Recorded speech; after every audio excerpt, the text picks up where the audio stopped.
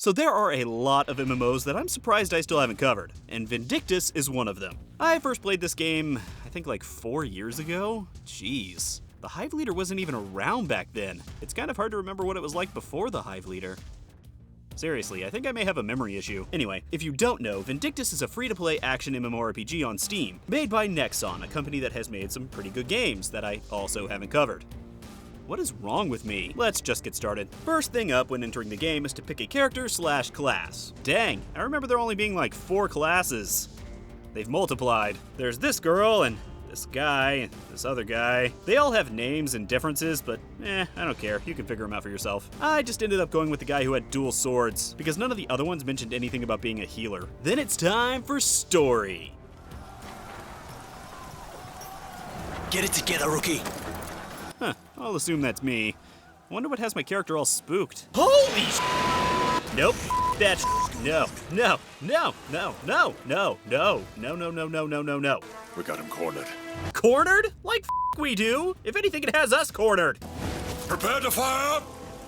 Stop! Stop! Hold! Hold fire!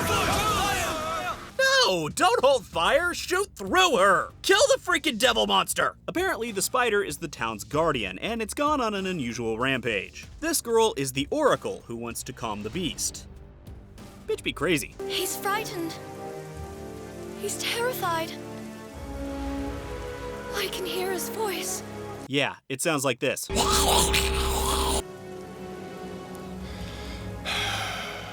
All right. But I go with you. Merrick, grab some men and follow. Yes, sir! Follow the captain! Yo! Of course, the moment we step inside, we are ambushed and I'm the only one left standing. This portion basically acts as the tutorial. First, you'll pick a control scheme. I went with mouse and keyboard because I was too lazy to get my controller out. Vindictus has a click combat system. You'll do a regular attack by pressing left click, and while you can combo these together, you can do a right click to do a smash attack. Honestly, the combat feels pretty dang good, especially for how old this game is. I was pleasantly surprised. There's also several other things you can do in combat, such as dodging with spacebar, picking up and throwing items, and even grabbing enemies for a cool finishing move. You'll also notice that the environment is fairly destructible. This is pretty cool, except for the fact that this is really only made possible because the game uses heavy instancing. I'm not entirely for certain there's even an open world in this game, but we'll get to that later. As you make your way up the tower killing gnolls, the roof eventually collapses, injuring the poor Oracle. It's time to be a man. But how will I kill gnolls with my arms full? Pfft, easy. Nut kick! Nut kick! Why do I even have swords? Eventually you'll reach the roof where nope, so much nope. And hey, why are you standing? You weren't injured at all, were you? You just wanted me to carry you. Jerk.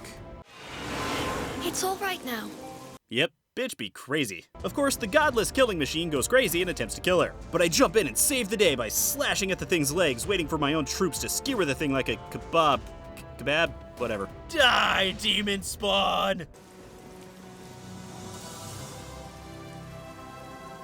Yep, bitch be crazy. And here begins the less impressive story aspects of the game. Namely, you just click through text. It's not bad story. It actually even has quite a bit of humor in it. But it's not very immersive. Like this fight between 2 characters that you're just reading. There's no music or anything to liven it up, it's just clicking. But the fact that you do actually have to click through it means you might be a bit more likely to read it, and maybe you'll like it. If you enjoy reading, I don't know. After your first conversation, you'll get to customize your character a bit with a few lackluster options. There are actually a lot more options you can get for some cash on a permanent or time-limited basis, but I don't know how much any of this actually costs. Because Lord knows I'm not paying my hard-earned money just to change my look. In other news, I haven't had a haircut or new clothes since 2003. You will go through quite a few more conversations where you'll eventually be given a quest to go to the training ruins. This is how the main content of the game works, at least up to the point I've played to. You will go to this board in the harbor. You can then either join a current party or create your own party of up to 4 people. Pick a quest and head off to the docks where you can buy supplies and then head out to your instanced map. Each quest basically has an objective, typically to defeat a boss of some kind. To get there, you'll need to go through a linear level, defeating trash mobs, dodging traps, and then you'll fight the boss. After you finish the quest objective, you'll head back to the city, then you'll do the next quest, which also takes place in the ruins, but of course in a different instance. So things are slightly different, but pretty much the same. This would likely be boring if the combat wasn't so good. Though I will say, after like 6 quests in the ruins, I started to want to experience something new. But it appears I have a few more quests before I get to do that. So I guess I'm shit out of luck. Eventually a new map opened up though. Yay. I'm gonna do some more quests in the ruins. Luckily, it seems that I can replay these missions as many times as I want. Yay. After each quest, you gain some gold, which can be used to buy new items, and some AP points, which can be used to unlock new skills or upgrade several areas. This allows for some amount of differentiation, even between 2 players who have the same character, but I'm not really sure how much. And that's about all I have for this first impression. I just finished the first area and I'm about to move on to the second, so hopefully things open up a bit more and my character starts to evolve, because the combat in the game is really fun, but I could see it getting boring unless it changes up a bit. But I am still low level, so I suspect it will get cooler and more complex. Frankly, the game kept me engaged better than most MMOs lately, and that's a good thing. I think this game could be a really good alternate MMO. Not your main MMO, but a good side one that you play when you need a distraction. I don't like that the game wasn't really an open world, but maybe it opens up a bit later? I don't know. I doubt it, but I don't know. I think I'm gonna keep playing and find out though. And doing quests for Shayla.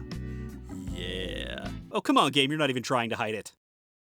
And that was Arachnophobia, the game. If you don't like spiders, you're gonna kill yourself within the first 5 minutes. If you're new here, make sure to hit that subscribe button for future videos. I've also put 2 other videos for you to watch right up here. You can also follow me on Twitter, and if you really want to help out the channel, please share this video on your Facebook, or Twitter, or Google+, or Hulu. Where do people share things? And you can also donate to me on Patreon like these other amazing people.